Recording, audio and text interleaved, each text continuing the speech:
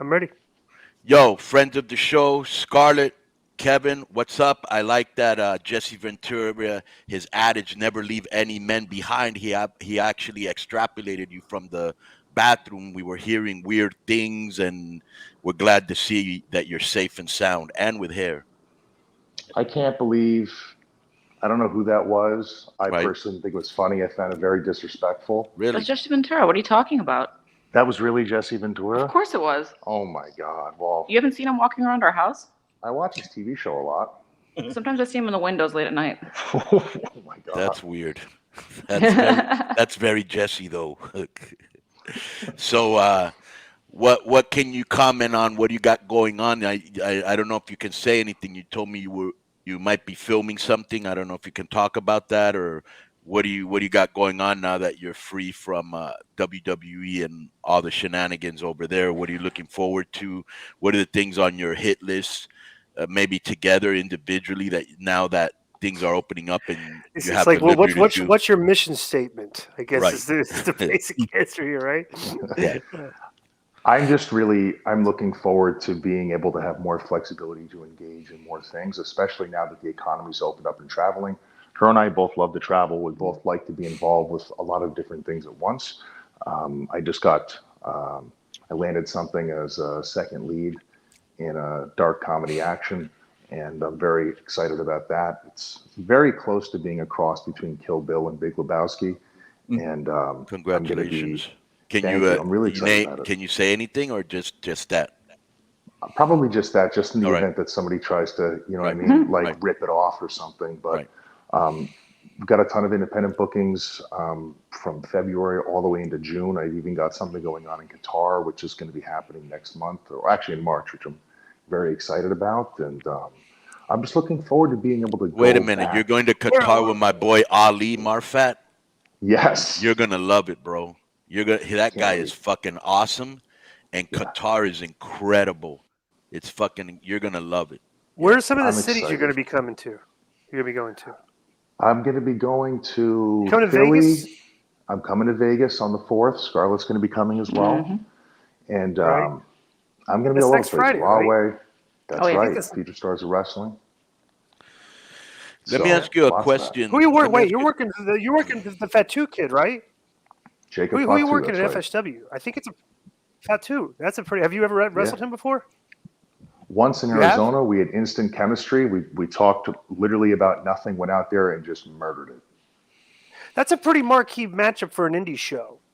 He's like the MLW Oh, champion, yeah. right? Or like, well, yeah, and you the He NXT. That's actually was. pretty. Now it's Yeah, Hammerstone. He's great. that's Fatu's as a person and as a performer is great. I remember like 3 or 4 years ago, I told everybody the hottest guys on the Indies right now is like to me was like Scarlett, Kevin, MJF, Selena, and Fatu. I wasn't I wasn't far off. Let me ask you a question, Scarlett. You spent years in the Indies and all the bullshit that you have to go through in the Indies to just be somebody, and then you went to Impact and you ran into some more bullshit, and then I have when you no idea what you're talking about. Not a right, clue. I'm sure you don't, and then you go to WWE, which is a whole different amount of bullshit. What really surprised you or took you back or that you did not expect from WWE when you got there, good or bad? I didn't expect. Oh god, I'm trying to think which direction I want to take this because there's a few things that surprised me. Yeah, On the good side, the women's locker room was one of the best women's locker rooms I've ever been in. So right. that really Which is surprised saying a me. lot, right? Because the women are always Yeah, catty. Yeah, catty, competitive. Everyone's fighting for their 5 minutes of television. But NXT, the women's locker room, everyone was super supportive of each other. After the women's matches, we'd be standing by the curtain, hugging and applauding each other for doing a great job. It was just really, really great environment in that way. The thing that surprised me, though, I thought the training was going to be a bit different. I had some good training and I had some bad what, training. what did you think it was going to be like? I thought it was going to be a very organized system and like they would have had like a perfect way to get anyone from zero to become a great wrestler, but maybe that's not the trainer's fault, because I think a lot of times, like, you take people who are professional athletes, football players, models, and it's really hard to make these people good wrestlers if they don't actually love and care about wrestling. So maybe, maybe the trainers get, a bit of a hard time for that, but I thought they were going to be able to turn anyone into a great wrestler, and I don't think that's possible now after being there. I think some of the best training I actually got was on the independent scene, honestly, and I think everyone who is in WWE, they'd be better for it if they spent a little bit of time training on the indies. Like you get something different from training on the indies. But what about You work in front of a crowd. And Kendrick was also, there's a lot of great trainers. Scotty was amazing. Kendrick's amazing. There's a lot of really good trainers, but I'm so happy I spent all the time on the indies instead of going straight there. And I'm glad I didn't train there from scratch. Well, let me see this. So because I don't know anything about how that system works down there, but how many people like at the performance center in a day? Say it's a training day at the performance center. How many people be there? Probably. Well, we were there over 150, I'd say. Okay, so let's say it's 150. We start at 8 a.m. 150 people, right? How do they evaluate? Do they do evaluation of like where you're at? Because it's a lot of people, and you got some people like you that came from the indies. You got some people that are starting from scratch. They've never been just to go to the performance center. They start from scratch. Was there like an evaluation period where like did they say, okay, you're kind of like at this level, so let's stick her here, or did they just kind of like everybody just kind of gets in there and trains? Like what's the evaluation? How do they evaluate the talent and like where you're at like compared to the others? They had different levels for classes. For example, Kevin, he was put straight into Shawn Michaels' class. So there's an intermediate, beginner, advanced. He was put straight into the advanced course. So he would be in Shawn Michaels' course. I was in intermediate. I started with Serena Deeb. And then they mix and match. And then sometimes they say, oh, this person needs to spend a little bit more time in this person's class because they could learn more technical chain wrestling, things like that. So they'll move people around.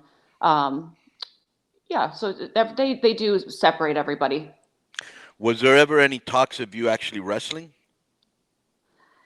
Not until we were talking about main roster. The managing was going so well, and they were really happy with our characters and our presentation. And then when they wanted to call us up, that's when they wanted to see what I looked like wrestling by myself. They wanted to see what he looked like without me, without the entrance, without the smoke, without everything. And they saw my first match, and that was it. They said, we want you to wrestle. And they never really looked about me managing again. That's what's so weird, because like when girls are usually hot, they can't wrestle, and you can do a lot of, because I remember the first time we went to Mexico, and I told you this when you were there. I couldn't believe that, not knowing the language, not knowing the style, you went out there and you killed it. You know what I'm saying? And I remember when you did the Canadian Destroyer, and yeah, go ahead. I just want to say to that, and I'm not trying to like blow smoke up your ass or anything because we're here, but like, blow it. And Konnan has said this too, and Disco said this as well. Sometimes it's not about the entire massive repertoire of moves, and that's not a backhanded compliment to you. I'm not doing fucking Canadian Destroyers, but it's about the connection with the audience.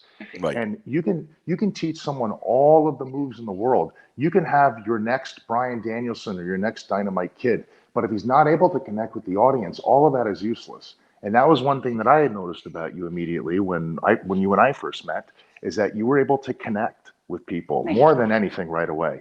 And that is something that I felt very empathetic and sympathetic for people at the PC who were just coming in from scratch, especially during the pandemic when nobody was there, not having the ability to learn how to connect with people, because you can put them in the PC forever and they can train really hard 7 days a week, hitting the weights and doing conditioning and hitting the canvas and learning all that. But if they don't,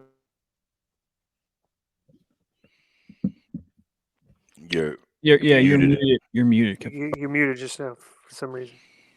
hold on a minute. What? No, you're good. Now You you're good? muted. Here? Now You're you're good now. Yep. Mm-hmm. Good. Yeah. I was just saying, my apologies. I was just saying, it's all good. if they don't know when to use it, then it becomes useless. Or Let me worse, ask you- bro, or worse, and you've been the victim, both of you, of this. I have too, and when for political and ego reasons, they don't maximize what they have in front of them. And that pisses me off more than anything, because let me just say this real quick. The first time I saw Scarlett, you probably don't remember this. You were at Impact.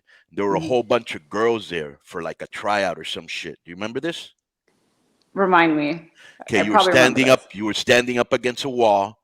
There were a whole bunch of girls. There must have been 10 of them. Okay, and they Mhm. were like coming in for tryouts, and and you start hearing all this stuff. And I was like, bro, this girl just standing there blows away all Aw. these 9 girls put together. If she has any fucking idea of what the fuck who she is or what she wants, she's gonna be somebody. You know what I'm saying? And the minute you did the smoke show, that was all she wrote, And same thing with Kevin, Kevin had an instant connection that you can't be taught with the crowd. That's why you got over so quick everywhere you went, whether it was Las Vegas or Impact. So that was very easy for me to put you guys together, Yeah, you But were the first. yeah. But you were gonna say something, Di? I got a question. Yeah. How so? Like a WCW, like how cliquish? Whoops. Can you hear us, Kevin? Yep, I hear you. Yeah. How cliquish was it there? Because like in WCW, like for example, we had like the Mexican guys were in a clique, and Flair, Arn, like those old NWO guys clique, and the Minnesota guys, Henning, Boss Man, Mike Enos, they were a clique. Hogan had his clique. At the Performance Center, like everybody integrate in between cliques. I was kind of like with every, I knew everybody. How cliquish is it there? And like, what type of people? What like? Were there like maybe like the football player guys hung out together, or like what was it like there? Like in your kind of with the atmosphere of How would you explain it? Yeah, how would you explain that? With the guys, Who was your clique? I don't really necessarily know if I had a clique. As far as I knew, I got along really well with anyone. Right. They didn't like you at first, though. But you have you have an association group of like your closest confidence there. You know what I'm saying? Then you had people your associations and stuff, everything. But like you have a core group of people that you're attracted to, and then like these are your guys. How many people do you have like that? Well, when Kevin came in, he was everyone was very standoffish with him, but that's how they usually are with anyone new, and the girls are the same way with me. Give me an example. How do you mean like that? What do you mean by standoffish? Like you just, when you get there first, you're kind of sitting by yourself, and people aren't rude, but they're also not warm to you, and they kind of watch you. But I prefer that over the pretending to be nice to your face than talking shit behind your back. It was more just like watching us for a while, and then after they would see that we're helping put together the ring at the coconut shows, and we're saying hello to everybody, then right away people warm up. So I would say that's pretty much how it started. But in the beginning, with you and with me, everyone's very like, they kind of watch you for a bit.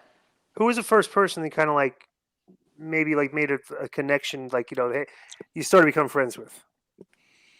I haven't thought about this in forever. Maybe Ciampa. Yeah, maybe Tommaso, Vito, the spleen joke. Sam Shaw. Yeah, it wasn't really something I was cognitively really thinking of. I mean, I just naturally began to warm up to people. I'm not a person who forces relationships with people. Everyone's always been telling me since I got started, hey, you need to network. Maybe I just hold people in a higher intellectual regard than others, but I don't want to undermine somebody's intelligence to buddy up to them to try to get a job or ask them for favors. I don't think I've ever fucking asked anybody for a job in wrestling.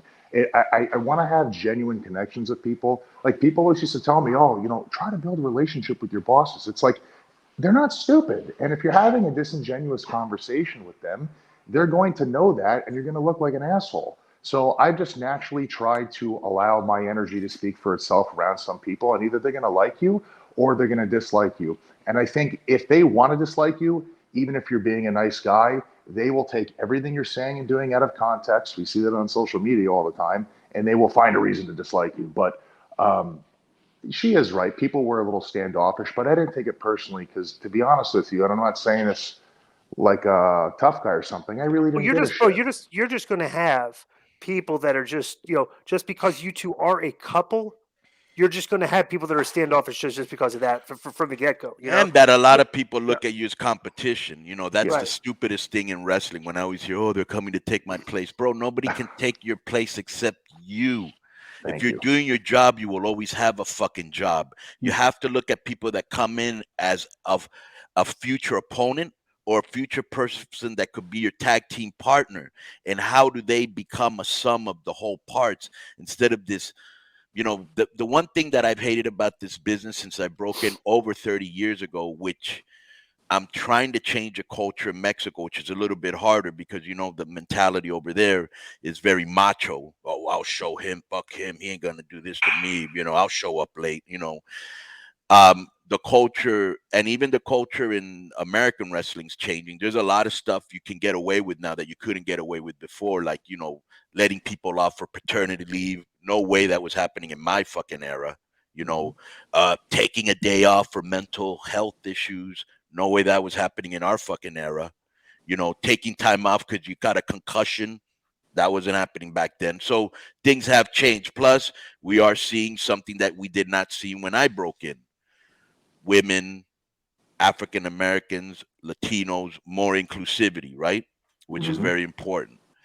Not when it's done gratuitous, though, right? Right. Earn your fucking spot. If you're a fucking black guy, earn your fucking spot. If you're Latino, earn your spot. Don't be given because you're a fucking minority, But things are changing. They have changed. But what I've always hated about this business since I broke in with a passion and I try to change it is the backstabbing, nobody's really your friend, the sophomoric games, the unwritten rules, all that bullshit that makes an already hard fucking business even harder. You know what I'm saying? Yep. Mhm. Yeah. Absolutely. That was one Yeah. thing I'll be really happy with upon our exit is like at no point ever did we ever have a problem with anybody. No. We never politicked in or out of anything. We never ever had any of those issues. And it was really nice actually to see that you could find success in this industry not being a cutthroat piece of shit, because everyone always, you'll meet somebody at least once in your journey in this that will tell you, you need to play the game. You need to play the game. Well, how do you feel about this guy taking it? We've never been that way. Like I would rather be honestly like released if the alternative was to be a piece of shit and keep my job. And I really mean that. I'm not making that up. Like We see people get further in the short term doing stuff like that, but then very quickly after that, they kind of get theirs, and then they're out of the business pretty quick after that. Let me ask you this. Real quick, let's go. You guys wanted me to give you a hard out. You got about 2 minutes till it's 20 minutes. So let's add We're another good. 10 on. Yeah, Yeah, we'll add Yeah, another 10 because I on. want to ask something here. Yeah. Yep. So explain. So it's very, you see WWE, what they do differently than everybody else is that they take a talent, they bring them into the system, they change their gimmick, they give them the art department, everything, right? AEW guys, they yank them from the indies, they just put them on TV as their characters. There's no changes. These are our this is who he is, whatever. When you went in there, it's very rare to see. You went in and the character that you had developed on your own videos or anything, they just said, what was that conversation like? Who did you talk to? Was this Hunter, Sean, Jeremy? Where they like looked at your character and said, well, we don't have to change anything here. Let's put this character through the WWE production machine. I think I saw they did make Scarlett kind of more darker than she was. Like he was a smoke show, he turned her dark. But it was very smart to keep you as is. Right, keep it as is. How did that go, and how comfortable were those? Like, did you have to politic to explain to them that you could do this, or were they like just looked at your content and said, well, we don't have to change anything? How did that go creatively? On the first conversation in person with Hunter, I basically just said, look, I would like to know your opinion on this. This is something that I've been developing for many, many years, and I can adjust this to fit the WWE machine. You would know better than I would if this would monetize. I tried to appeal to the business sense of it, because the way I look at it is like this. Every single pro wrestler has really good ideas, but there's a difference between good ideas and great ideas. Good ideas, everybody's got them, but great ideas make money. So I asked him, I said, what do you think about this? Would you mind taking a look at this? I know you're a busy guy. And he looked at everything that I sent him and he said, I really think we can do something with this. Absolutely. So I asked him, I said, what do you think? And so then I had drawn up stuff on graphics designs about emblems and t-shirt ideas. And I said, this is the guy's name because of this. When I say this can be put on a t-shirt. I tried to show him that I wasn't just trying to throw shit at a wall and it was just mindless. There was a methodology to everything. And then he basically put me in touch with the entire creative team and all of the producers and agents in a group chat. What producers were you like? What like? Can you throw some Road names Dogg. out there, guys? Okay, Road Dogg, right? Road Dogg was He's definitely on one the of them. disco list, by the way. No. Yes, 1,000%. He had a chance to push Fandango and he didn't. But go Yeah, ahead. he did not. I was very upset about that. Yeah. Road Dogg was wonderful to work with. Shawn Michaels was always wonderful to work with. We worked. Who else? Johnny Russo was the head writer at the time. He was. Let me awesome to work Let me with. tell you how much WWE has changed, Kevin.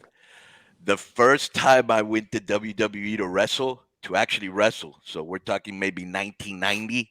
Yeah. Shawn Michaels was in the fucking in the shower smoking weed with Tatanka, passing it over to me. There's no way that would happen now. But go ahead.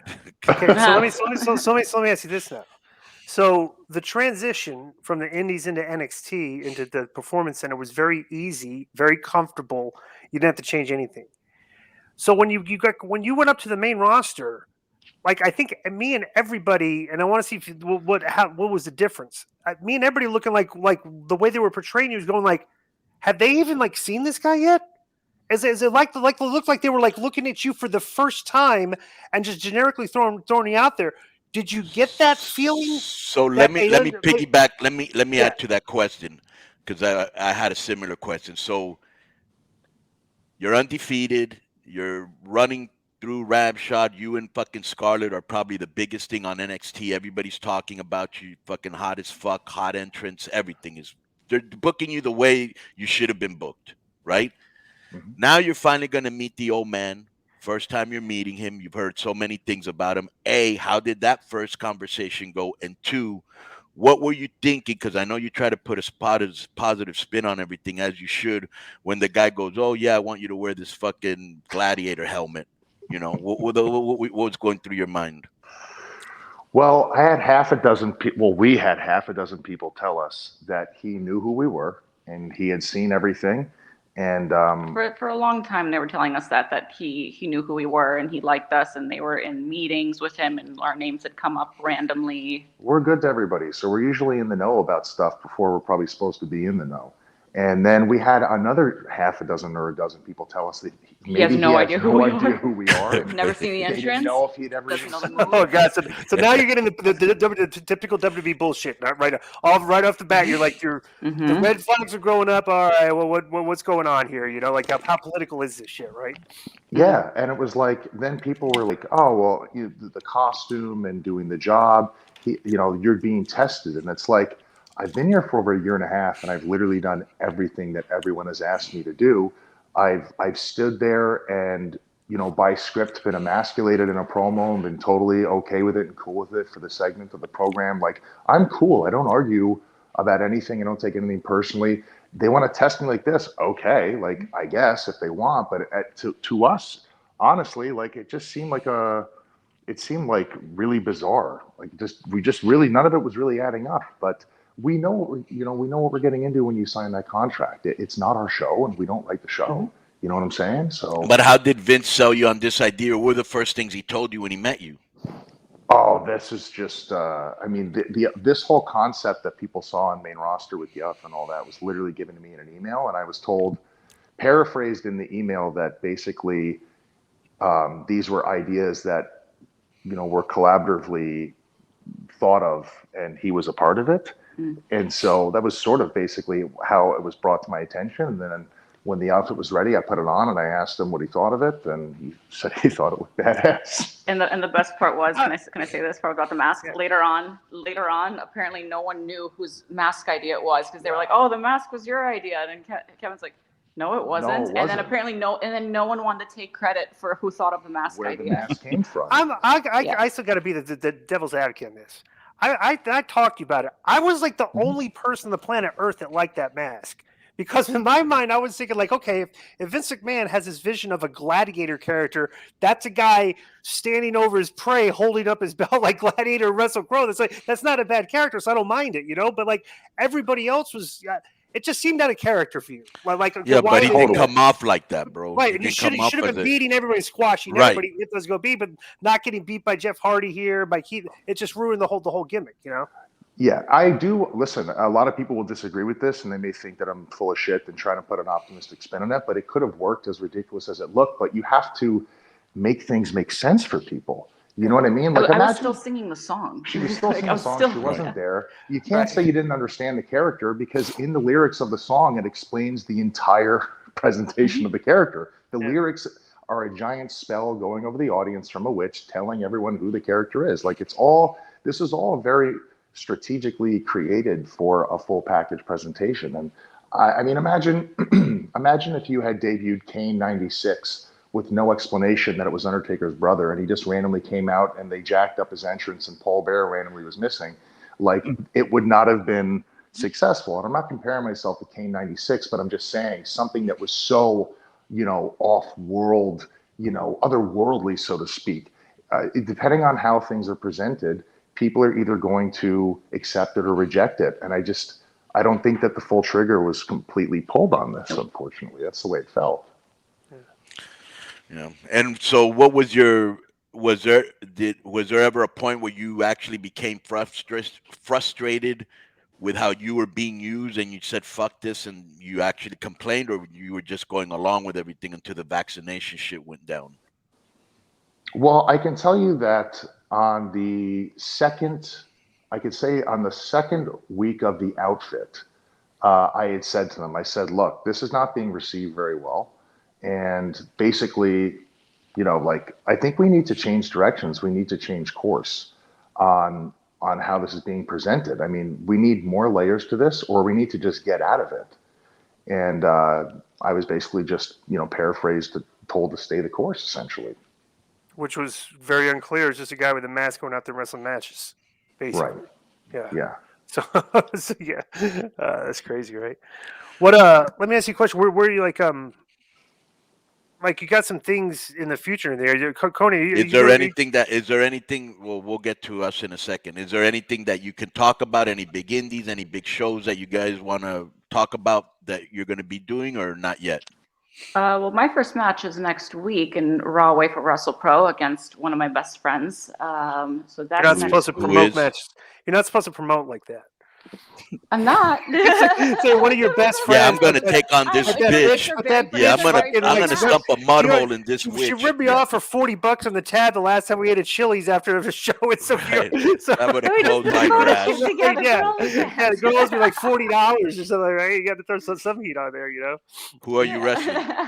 Harley Cameron. It's her very first match. Harley Harley Cameron. Harley Cameron. Okay. Yeah, I was like, Kevin Matthews asked me who do I want to wrestle. I'm like, I want to wrestle one of my best friends for her very first match. I want all my matches to be something I'm having fun with, something I'm excited about. But we have a bunch of big shows coming up, and I don't know if we're allowed to talk about it. But I would say three television companies are in talks right now, and it's all going to be out before WrestleMania weekend. Yeah. Well, your stock, if everybody looks at your character from NXT, your stock is obviously very high. If they look at your character from WWE, your stock's very is lower. But like I think everybody kind of like looks at what you did at NXT and like, well, that we can obviously take that and bring it here. You know, bro, you've done that since from the get-go. Like when I promoted you on this show, I was saying, like, look, this kid's like got better content than anything on TV right now. It's like I've watched his videos and stuff. You know, he's an indie guy, but this guy's great. And I showed Konnan. You know, Don Callis watched the show. He saw it. He heard and it's just like, you know, I think people see the content that you developed creatively yourself, and they're like, well, we can definitely use that here, anywhere, you know? The funny thing is, too, during the pandemic, there was a couple weeks where we couldn't shoot. And they told us, hey, if you can just shoot some promos like at your house. So there was a couple promos where we literally on our iPhone shot it in the house. We had a black backdrop and they aired that on TV. So there was a bunch of stuff that got aired that was actually just us. And they aired it on NXT TV. Yep. And even main roster, when they it was like the Raw, like after the show, that promo was just you cutting it. No one wrote that for you. There was a few promos that people liked that was just you. The backstage, I forget what it was called. It was some sort of like after the bell, not after the bell, it was something, but Something there was opportunities after you wrestled to do improv. And I was doing a little bit of that, but as soon as that got over, that was pulled from me. So, Well, let me tell you something. I've been working in AAA on and off for 20 years. And I think this might be the biggest year ever for us. We've got some incredible shit coming on, and I want you guys to be a part of everything we do, you know, if you want to be a part of it. I also need to see if maybe in around an hour and a half, or you let me know when I can call you, because I have a good idea for Triple Mania that I think you're going to like, but I need you to help me with it because it has a lot of moving parts and it involves both of you. okay. Ooh. Awesome. Yeah, and Question. it's something you're really going to like. This Okay. This is fascinating to me. All right. So, you know, I've been wrestling for however many years, right? And on YouTube, I've got a clip. It's got like 1.4 million views. Me wrestling somebody and everything. I'm looking at these clips. Now, think about this, right? These are some clips from you on YouTube, and I don't know why this is like this. Okay, but Scarlett, but these are your top 3 views on YouTube. Top 3 clips, right? Mm-hmm.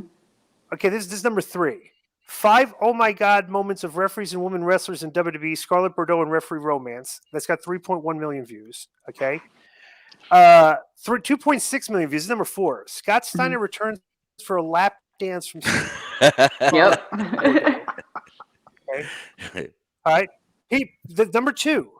Petey Williams teaches Scarlett Bordeaux the Canadian Destroyer Impact. 5.4 million views. Okay. Not bad. But here's the top. Scarlett Bordeaux debuts at Rockstar AAA Lucha Libre. 34 million views. Right. Why is that? That like this thing is like was so Because viewed she on was there. hot Is as that just, like, fuck. Because I bro, got a and nice they- ass. Yeah, she's hot as fuck. She's in shape. All the But there Mexican was- girls, they weren't in the shape she was in. That's for sure. She looked like a fucking Playboy penthouse chick. And not only that, bro. How much fun was Cancun? Oh, That was Hard a blast. Rock. Oh yeah. It's fucking incredible. We're doing that again September.